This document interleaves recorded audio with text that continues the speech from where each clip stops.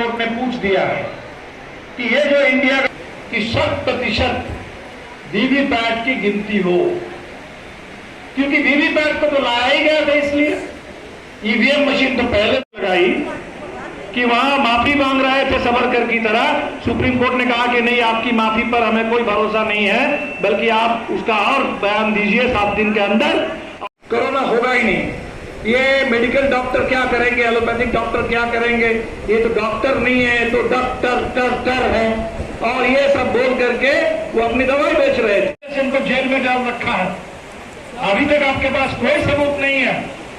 या तो आप सबूत दो, और नहीं तो हम इनको रिहा करेंगे। अभी इनके पास तो कोई सबूत थे नहीं, तो ये चुप रह गए और इनको आपसे लोगों ने किया है, इसका नहीं बात किया।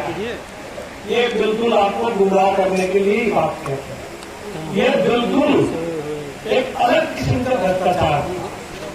क्या भ्रष्टाचार था कि इन्होंने कंपनी वालों को कह दिया था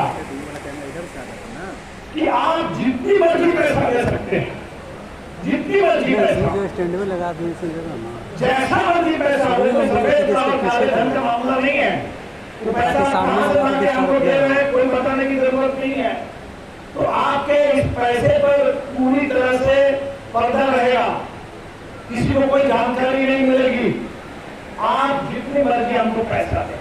तो ऐसे ऐसे कंपनी जो कल बनी, कल किसी कंपनी का रजिस्ट्रेशन हुआ और पता चला कि वो कंपनी आज 100 करोड़ का बॉन्ड खरीद रहा है। ऐसी कंपनी जो जिसने कभी मुनाफा देखा ही नहीं, कभी मुनाफा नहीं कमाया, घाटे में रहा है, घाटे में चलने वाली कंपनी वो 400 करोड़ का बॉन्ड खरीद रहा है। तो बिल्कुल साफ है कि ये संपूर्ण रूप से भ्रष्टाचार को कानूनी बनाने के लिए, तो भ्रष्टाचार को आप कानून बना दो, उससे भ्रष्टाचार खत्म नहीं हो जाता है। भ्रष्टाचार कानूनी है कि गैर कानूनी है, इससे नहीं तय होता है। भ्रष्टाचार भ्रष्टाचार है। आपको ये कॉर्पोरेट का घूस का पैसा था, ये घूसखोरी है, ये रिश्वतखोरी है, ये रंगदारी है, ये वसूली है, वो भ्रष्टाचारी कहलाएगा। भले आप उसके नाम पर कानून बना लो। कानून उन्होंने बनाया था पूरे संसद में धोखा दे करके, ऐसा कानून बन ही नहीं सकता था। और अंततः सुप्रीम कोर्ट ने कहा ये जो आपने कानून बना दिया था, ये संविधान विरोधी है, संविधान के खिलाफ कानून आपने बनाया था, उसमें सुप्रीम कोर्ट ने इसको खारिज कर दिया। तो ऐसा भ्रष्टाचार जिसमें सारे कंपनी वालों को कहा गया था कि आप पैसा दो, सुभाष बोस ने नारा दिया था कि आप हमें खून दो, हम आजादी देंगे, और इनका नारा था कि हमें चंदा दो, आपको हम धंधा देंगे। तो चंदा लो दो और धंधा लो, ये चला रहे थे। चंदा दे दिया तो आपके ऊपर अगर मुकदमा चल रहा है, उसको हम खत्म कर देंगे। अब देख लीजिए, केजरीवाल को जिस मामले में अभी जेल में डाला गया, आम आदमी पार्टी के बहुत सारे नेताओं को डाला गया, वो कहते हैं कि दिल्ली शराब घोटाला। ये उनका आरोप है कि दिल्ली में बीच में जो शराब नीति बनी थी वो अभी नहीं है, कुछ समय के लिए नीति बनी थी और फिर वो नीति खत्म हो गई।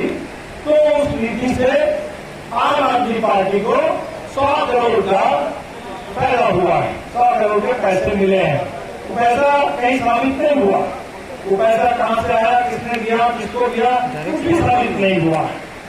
लेकिन जो लोग केजरीवाल के साथ साथ, उनके नेताओं के साथ साथ जिन व्यापारियों के ऊपर भी आरोप लगे थे, आंध्र प्रदेश के, तेलंगाना के, कि इन लोगों ने ये घोटाला किया है, इन लोगों ने पैसा दिया है, उन लोगों को जब जेल में डाला गया और ईडी ने काफी टॉर्चर किया, काफी चलती है, स्टैंड लगा हुआ है, नजदीक में आ जाता है पूरा, इसलिए बोल रहे हैं कि आप तो दाएं भाग सकते हैं। हम कहाँ, भाजपा वाले कहते हैं कि हमको अरे कुछ तो कांग्रेस को भी दिया है।